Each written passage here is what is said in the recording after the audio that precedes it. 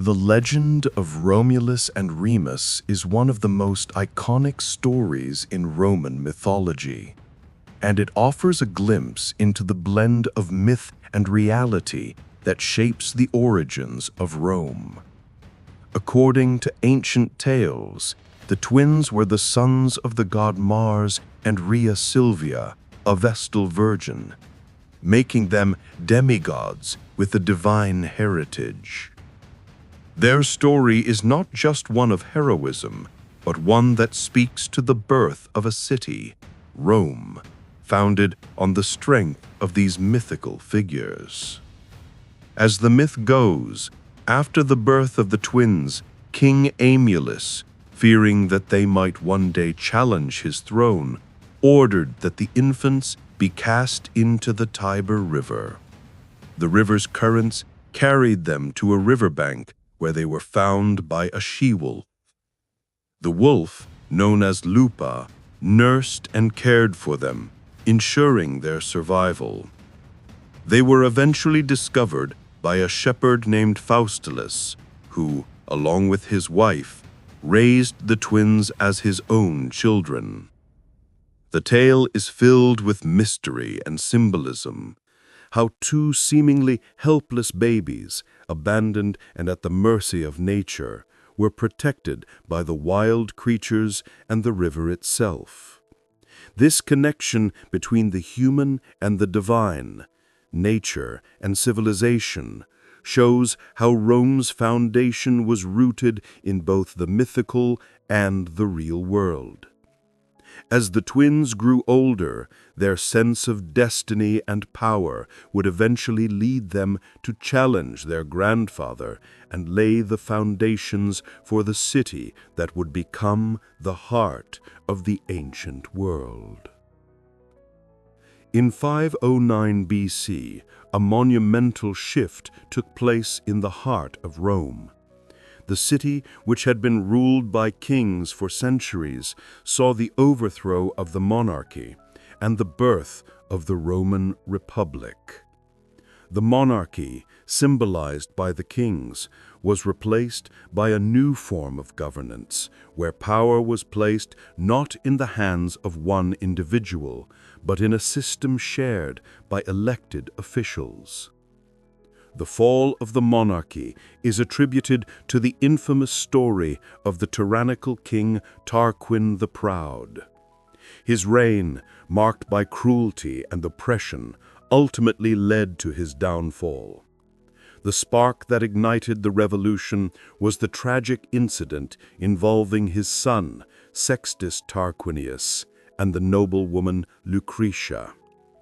The horrifying events surrounding her dishonor ignited widespread outrage and ultimately led to her tragic death, setting the stage for the expulsion of the Tarquins from Rome. In the wake of this upheaval, the Romans rejected the idea of kingship altogether.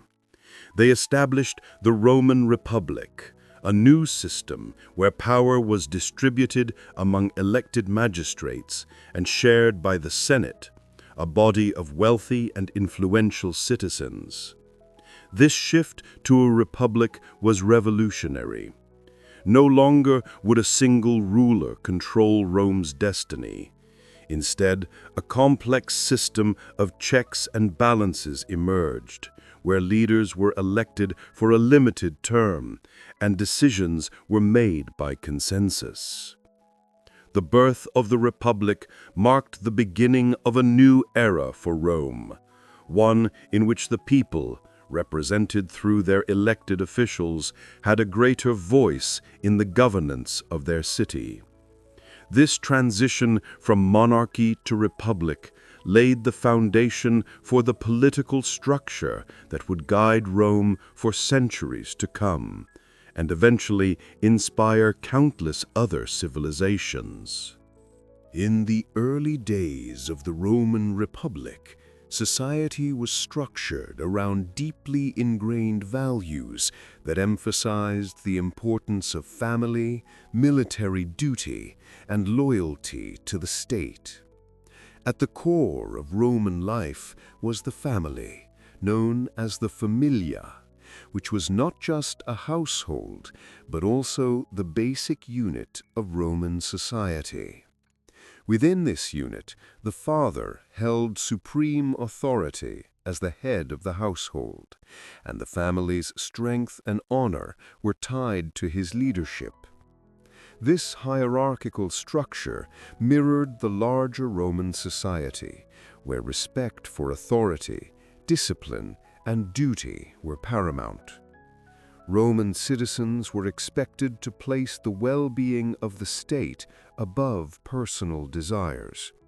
This was especially evident in the military. The Roman military was central to the expansion and security of the Republic, and early Roman society valued the discipline and courage of its soldiers. Every male Roman citizen, especially the upper classes, was trained to be a soldier. The Roman army, organized into legions, was not only a force of conquest, but a well-oiled machine of discipline, precision, and strategic mastery. Roman military values emphasized loyalty, honor, and the ability to endure hardship in the face of adversity. This robust military tradition ensured that Rome would grow from a modest city-state into a dominant force in the Mediterranean. As the Roman Republic expanded, it began to conquer neighboring lands. Early territorial expansion focused primarily on the Italian peninsula. The Romans began by securing their borders, pushing out hostile tribes and neighboring peoples. Once stability was achieved at home, the Romans turned outward, looking for opportunities to expand their influence and control. The establishment of colonies and the building of roads allowed them to maintain control over vast regions. By 300 BC, Rome's influence stretched far beyond its humble beginnings. Through a combination of military might, diplomacy, and strategic alliances, Rome expanded its borders, establishing itself as the rising power of the Mediterranean world. Early Roman expansion was not merely a quest for land, it was driven by a desire for security and the need to strengthen the Republic. Every conquest, whether military or diplomatic, reinforced the Roman values of strength, resilience, and unity. This expansion laid the foundation for Rome's later dominance, showing a society that could endure hardship, fight for its survival, and emerge victorious. It was a time when the Romans earned a reputation for being both fierce warriors and shrewd diplomats, securing their place as one of the most formidable civilizations the world would ever know. As Rome's early republic grew in power, so did the divisions within its society. At the heart of these divisions were the patricians and the plebeians, two distinct classes whose ongoing struggle shaped the course of Roman history. This social conflict, rooted in both political and economic disparity, would define the Republic for centuries. The patricians were the wealthy elite, born into noble families, and often held significant land and political influence. They controlled the key positions of power, including the Senate, and were the only ones allowed to serve as consuls, the highest elected office in the Republic. The plebeians, on the other hand, were the common people, farmers, craftsmen, and laborers. While they made up the majority of the population, they were largely excluded from political office and had limited rights in the early Republic.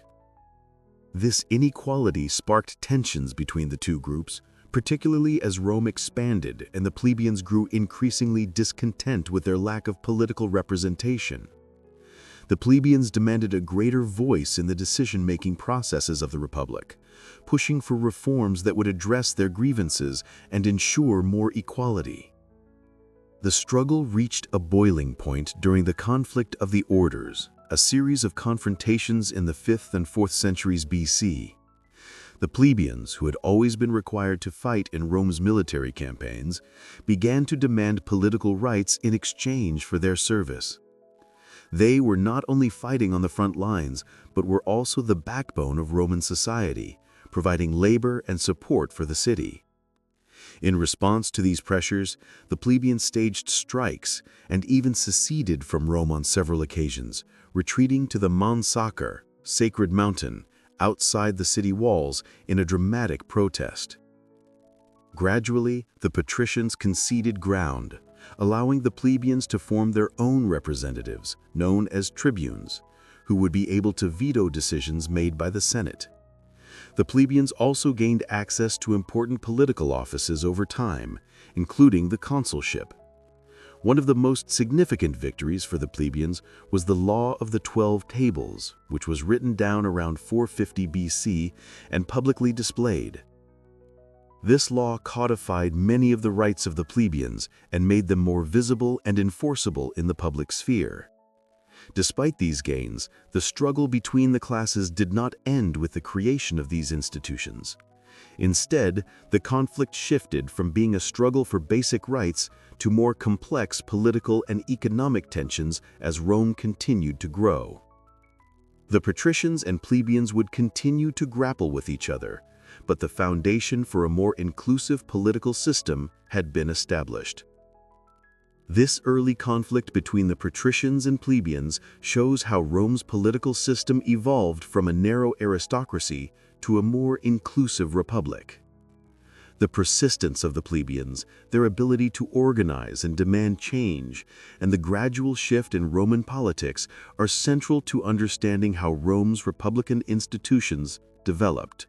The Punic Wars were a series of 3 significant conflicts fought between Rome and the ancient city of Carthage, located in modern-day Tunisia. These wars, spanning from 264 BC to 146 BC, would become one of the defining episodes in Roman history, showcasing Rome's military prowess and strategic brilliance. Though intense and filled with challenges, the wars ultimately solidified Rome's dominance over the Western Mediterranean. The First Punic War, 264 to 241 BC, began over control of Sicily, a strategically important island in the Mediterranean. At this stage, Carthage, with its powerful navy, seemed to have the upper hand. However, the Romans, who were initially inexperienced in naval warfare, quickly adapted and built a fleet to rival Carthage's. Their ability to innovate, adding the corvus, a boarding device that allowed Roman soldiers to board enemy ships, turned the tide in their favor. This ingenuity led to a Roman victory, and by the end of the war, Sicily became Rome's first province. The Second Punic War, 218 to 201 BC, is perhaps the most famous and pivotal of the 3, marked by the brilliance of Hannibal Barca, the Carthaginian general. Hannibal, one of the greatest military commanders in history, famously led his army, including war elephants, across the Alps to invade Italy. His victories at Lake Trasimene and Cannae were decisive, with Roman forces suffering heavy losses. For years, Hannibal terrorized Rome, and many feared the fall of the Republic. However, the Romans, rather than succumbing to despair, adapted once again. They shifted their strategy, adopting a more cautious approach, avoiding large-scale confrontations with Hannibal's army, and instead focusing on undermining Carthage's allies in Italy. Meanwhile, Scipio Africanus, a Roman general, rose to prominence. Scipio's military genius culminated in his decisive victory over Hannibal at the Battle of Zama in 202 BC, where the Carthaginian general was forced to retreat. This victory not only ended the war, but also secured Rome's position as the dominant power in the Mediterranean. The Third and Final Punic War, 149 to 146 BC, was a more straightforward affair, as Rome, determined to eliminate its rival once and for all, laid siege to Carthage. After a brutal and prolonged siege, the city was destroyed, and its inhabitants either killed or sold into slavery. The destruction of Carthage marked the end of the Punic Wars and the complete collapse of Rome's most formidable adversary. Throughout these wars, Rome's ability to adapt, innovate, and eventually triumph in the face of adversity demonstrated its strategic brilliance. The Punic Wars not only solidified Rome's position as the preeminent power in the Mediterranean, but also highlighted the endurance and determination of its people. The contrast between Hannibal's tactical genius and Scipio's strategic foresight showed how Rome's military leaders could learn from their enemies and turn the tide of war in their favor. As Rome continued to expand and evolve, the Roman Republic began to face challenges that would require significant political changes. These challenges stemmed from both internal tensions and external pressures, leading to reforms that would reshape the political landscape and eventually pave the way for the rise of influential leaders like Julius Caesar. The political system of the Roman Republic was originally based on a delicate balance between the Senate, the consuls, and the popular assemblies, with each body holding certain powers. However, as Rome grew, so did the complexity of its governance. The Senate, once composed of the aristocratic patricians, increasingly found itself at odds with the plebeians, the common citizens who felt excluded from the political process. Tensions between these two groups were evident, and over time, tribunes, elected representatives of the plebeians, began to gain more influence, offering a voice to the common people in Roman politics. This shift in power created fertile ground for political reforms, and in the 2nd and 1st centuries BC, several significant changes took place. One of the most important developments was the rise of military leaders who sought to address the social and political issues facing Rome. Leaders like Gaius Gracchus and his brother Tiberius Gracchus pushed for land reforms to alleviate the economic hardships faced by the plebeians, but their efforts were met with violent resistance from the Senate.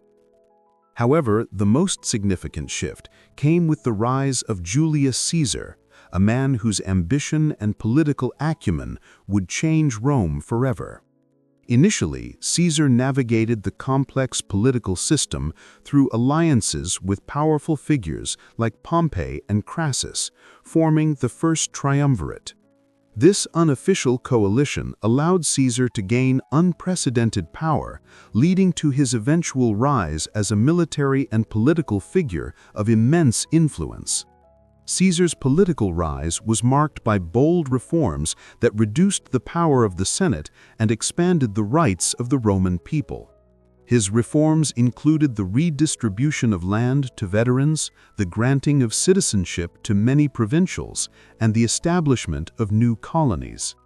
These actions not only strengthened his position, but also set the stage for the eventual transition from republic to empire. The story of Julius Caesar is one of ambition, brilliance, and tragedy, a narrative that shifted the course of Roman history. From a young man of noble birth to one of the most powerful leaders Rome had ever known, his journey captivated the Roman world, and his assassination left a deep mark on history. Caesar's rise to power was not by accident. It was the result of shrewd political alliances and military successes. His early career saw him align with some of the most powerful figures in Rome, including Pompey and Crassus, forming the First Triumvirate, a political alliance that effectively allowed them to dominate Roman politics.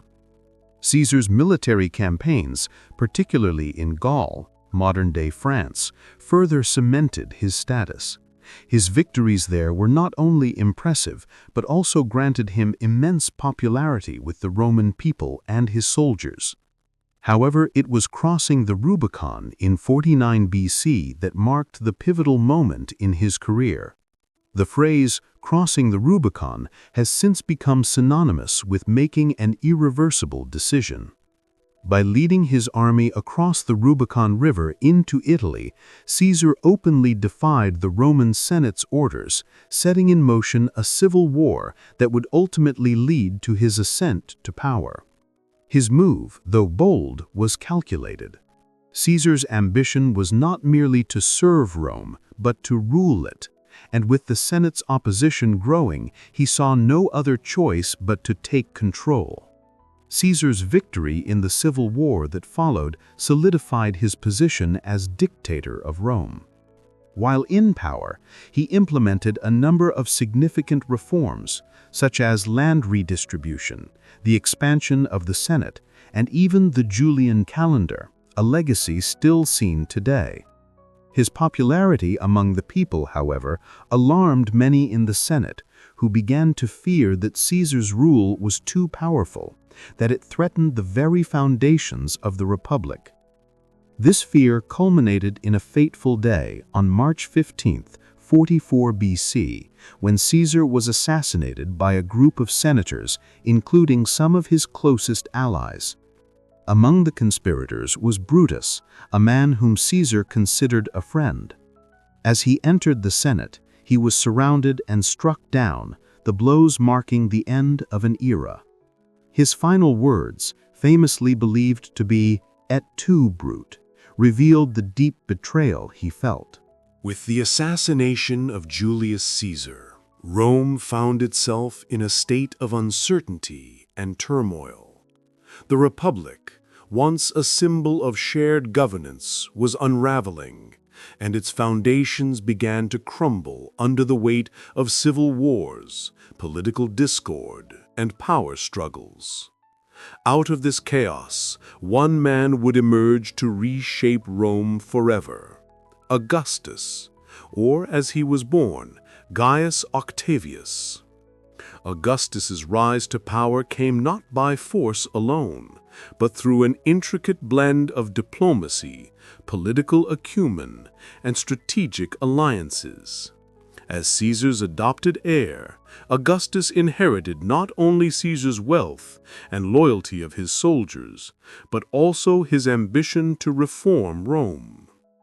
The period following Caesar's death saw Augustus contend with his rivals, most notably Mark Antony and Lepidus, in the aftermath of the Second Triumvirate. The rivalry culminated in the famous Battle of Actium in 31 BC, where Augustus decisively defeated Antony and Cleopatra, leading to their eventual downfall. With his victory, Augustus became the undisputed master of Rome. The year 27 BC marked a transformative moment in Roman history, as Augustus was granted imperial power by the Senate, officially marking the end of the Republic and the beginning of the Roman Empire. Though Augustus was careful to maintain the illusion of traditional republican values, preserving the Senate and claiming he was merely restoring the Republic, his rule marked a significant departure from the power-sharing systems of the past. His title, Princeps, First Citizen, demonstrated his desire to avoid the monarchical title that many feared, though, in reality, Augustus wielded unparalleled authority as Rome's first emperor. Under Augustus, the Roman Empire entered a new era of stability and prosperity, known as the Pax Romana, Roman peace. This reign saw significant reforms that strengthened Rome, including administrative reorganization, the creation of a standing army, and the establishment of a more efficient taxation system. Augustus also oversaw grand architectural projects that transformed Rome into one of the most magnificent cities in the ancient world, including the construction of temples, theaters, and public buildings that symbolized the enduring strength of his empire. While Augustus ruled with an air of peaceful stability, his regime also marked a time of quiet consolidation of power. Augustus, the man who had risen from a young heir in a time of instability, ensured that Rome would never again face the same level of disorder. Under his reign, Rome's borders expanded, trade flourished, and its political structure became firmly centralized under imperial rule. With Augustus's firm grasp on power and his careful governance, Rome entered what would become one of the most remarkable periods in its history, the Pax Romana, the Roman peace. This era, lasting roughly 200 years from 27 BC to AD 180, marked a time of stability, prosperity, and minimal internal conflict within the Roman Empire. During the Pax Romana, Rome's borders remained largely secure, with only occasional skirmishes on the outskirts of the empire. For the first time in centuries, the people of Rome and its provinces could experience peace, allowing trade to flourish and cultures to blend. The vast network of Roman roads, public buildings, and efficient bureaucratic systems created a sense of unity that stretched across the empire, from the British Isles to Egypt, and from Spain to the Near East. Economically, the Pax Romana enabled the empire to thrive. Agricultural production increased, and Roman citizens enjoyed a relatively high standard of living. The empire became a hub for art, philosophy, and science, fostering advancements in architecture, engineering, and literature. People in cities across the empire could feel the quiet hum of prosperity, with relative safety and stability marking everyday life.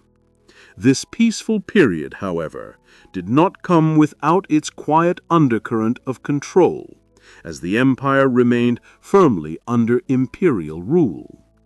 Yet for all its strength, the Pax Romana remains one of the most significant chapters of Roman history, an era that stands as a symbol of the power of peace and governance. One of the most enduring legacies of the Roman Empire is its unparalleled achievements in architecture and engineering. These monumental feats of construction, which have withstood the test of time, continue to evoke admiration from modern society. At the heart of Rome's genius in this area lay a commitment to creating enduring structures that reflected their imperial strength and advanced understanding of materials, space, and functionality. Take, for example, the Colosseum in Rome, an iconic symbol of Roman engineering brilliance. Completed in AD 80, this grand amphitheater could hold over 50,000 spectators and was used for gladiatorial contests, public spectacles, and mock sea battles.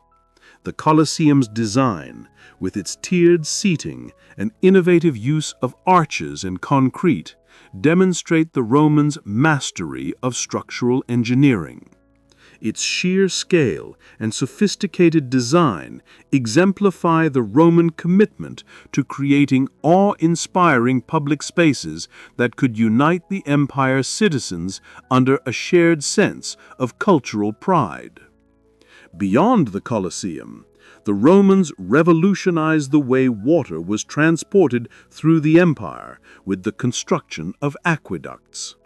These incredible structures, built to carry water from distant sources into cities, provided a reliable supply of fresh water for public baths, fountains, and private homes. The Pont de Garde in France, a stunning example of Roman aqueducts, spans over 900 feet and rises 160 feet above the ground in places. These aqueducts, along with advanced sewer systems, were key to maintaining public health and hygiene in the bustling cities of the empire. Perhaps even more impressive was the network of Roman roads that connected the empire, stretching from Britain to the Middle East. These roads were constructed using multiple layers of materials, ensuring durability for centuries.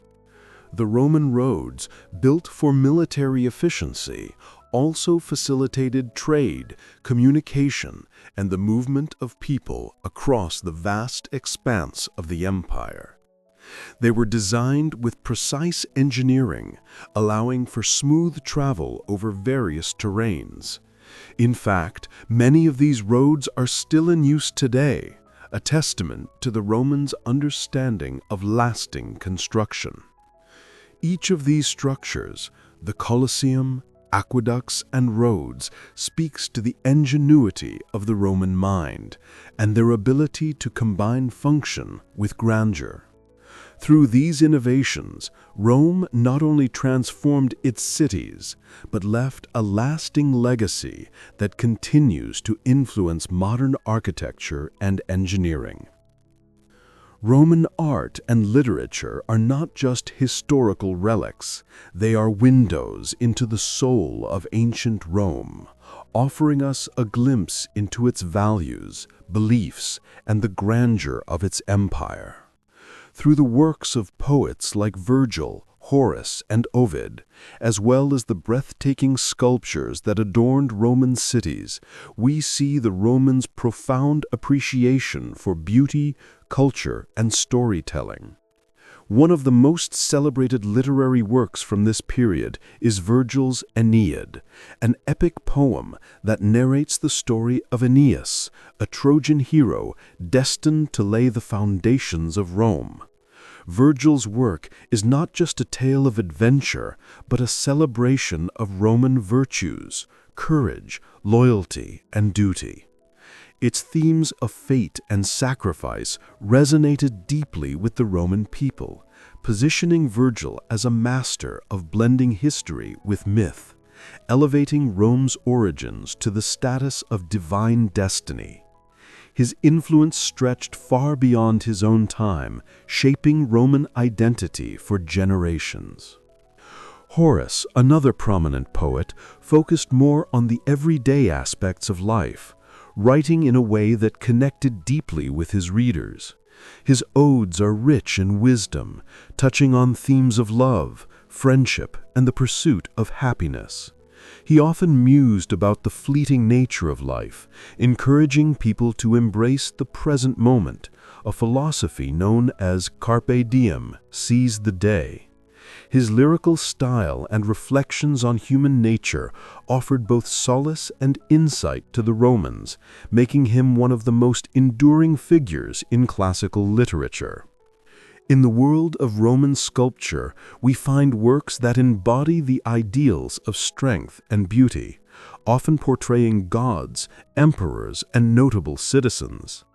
Sculptures like the Augustus of Prima Porta capture the grandeur of Roman imperial power, while also reflecting the culture's deep admiration for physical perfection and realism.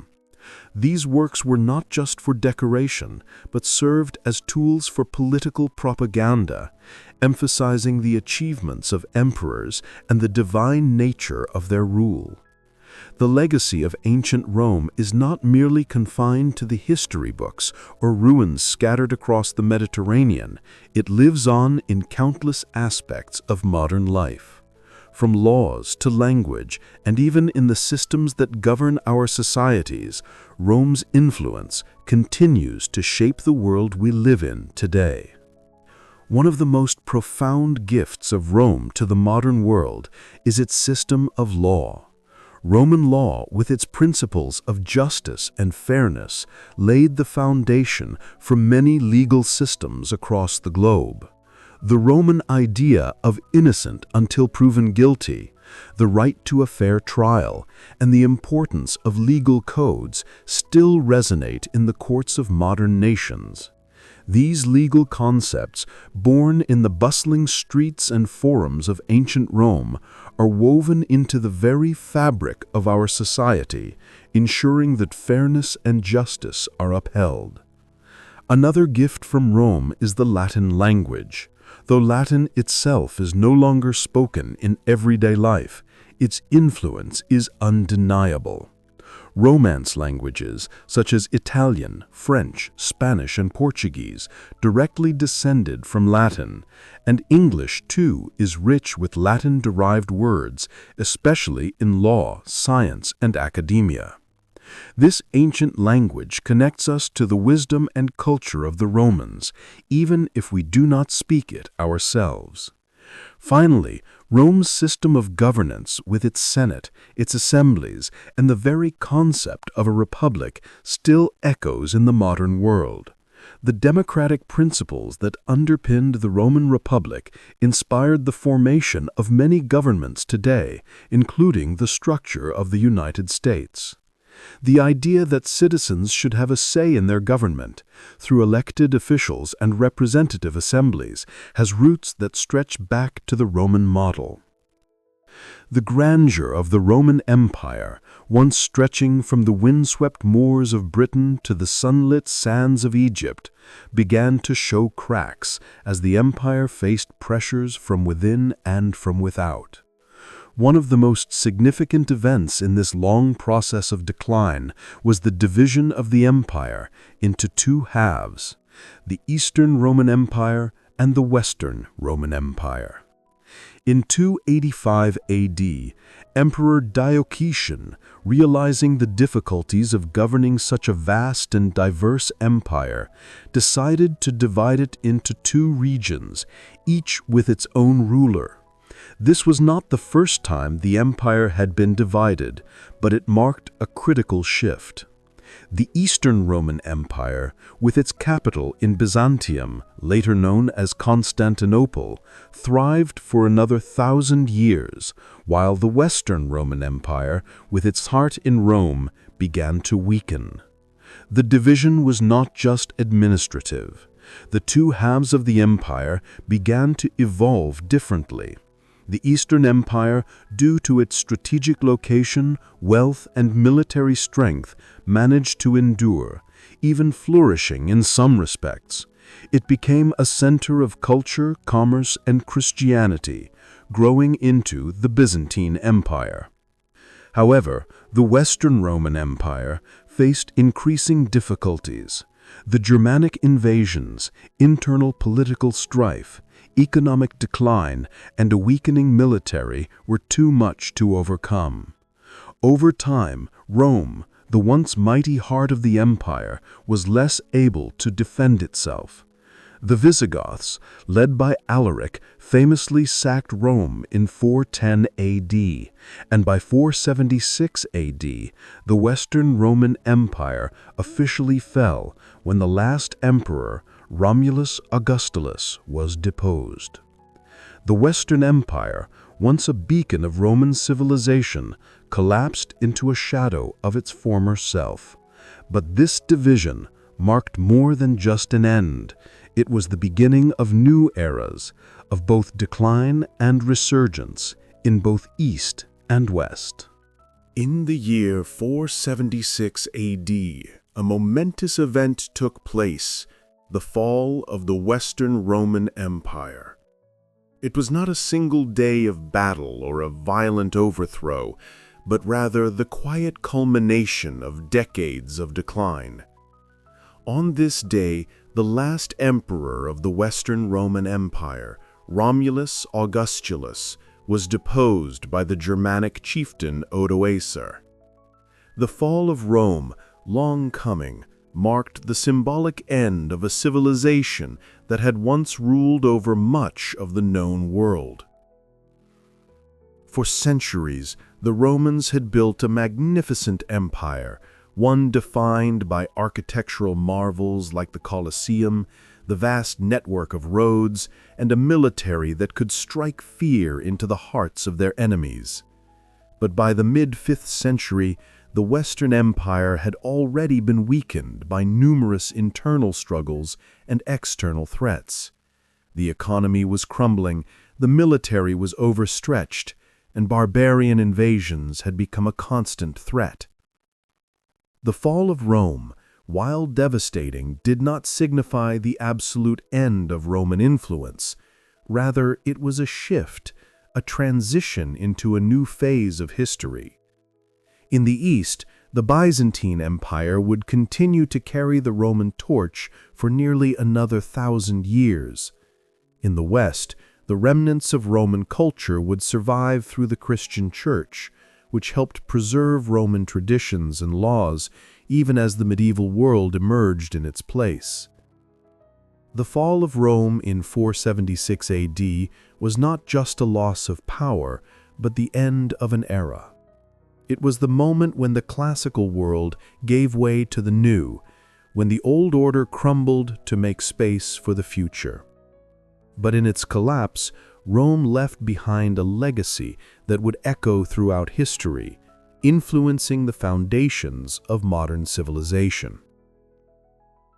Despite the fall of the Western Roman Empire in 476 AD, the legacy of ancient Rome continues to shape the modern world in profound and enduring ways. The Roman Empire, with its remarkable achievements, was more than just a powerful civilization. It laid the groundwork for much of the political, legal, and cultural structures we still rely on today. One of the most lasting legacies of Rome is Roman law. The principles established in Roman legal systems form the foundation of many modern legal systems around the world. Concepts such as citizenship, property rights, and the rule of law can be traced directly back to Roman innovations. These principles continued to guide societies, ensuring justice and fairness in ways that echo the wisdom of Rome. Roman engineering and architecture have also left an indelible mark on our world. The construction of roads, aqueducts, and monumental buildings like the Pantheon have inspired countless generations. The very design of cities and infrastructure we see today owes much to Roman ingenuity, as does our understanding of how to build enduring structures that stand the test of time. Moreover, Latin, the language of the Romans, lives on in the Romance languages such as Spanish, French, and Italian, and even in the specialized vocabulary of science, law, and religion. The legacy of Roman culture is embedded in modern art, literature, and philosophy, with the works of writers like Virgil and Ovid still studied for their rich insights into the human experience. As we look around, we see the echoes of Rome's grandeur in the systems of governance, the beauty of our buildings, and the very language we speak. Rome's influence permeates every corner of our modern world, reminding us that while the empire may have fallen, its spirit continues to inspire and guide humanity forward. And with that, we conclude our exploration of ancient Rome. We hope you enjoyed this journey through time and that you feel a deeper understanding and connection to this magnificent civilization. Thank you for listening. And remember, history is never truly gone. It's just waiting to be discovered again. This episode was brought to you by Flicks of Time.